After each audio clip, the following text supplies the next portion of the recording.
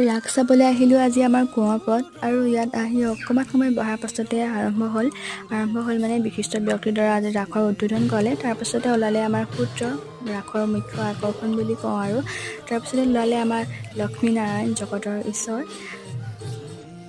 আৰু কিছু সময় অপেক্ষা অন্তত ওলালে আমাৰ কংস মামা, লগতে এয়া বসুদেৱ আৰু দৈৱকী।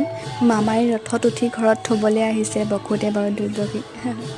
আৰু কিছু সময়ৰ পিছতে আমাৰ কৃষ্ণ উপজিল আৰু এই বসুদেৱে যমুনা পাৰ হৈ কৃষ্ণক থ'বলৈ কৈছে নন্দ যশোদাৰ ঘৰত। আৰু এইফালে ওলালেই নহয় নন্দ যশোদা আৰু দুয়োজনকে দেখিবলৈ ইমান মৰম লাগিছে। পিছে সকলোকে বহুত ধুনীয়া লাগিছিল। এয়া পিছে আমাৰ পুতনা। তাৰপাছতে ওলালে আমাৰ গোপীসকল আৰু তেওঁলোক ওলালে মোৰ বহুত বেছি ভাল লাগে তেওঁলোকক চাই পিনি।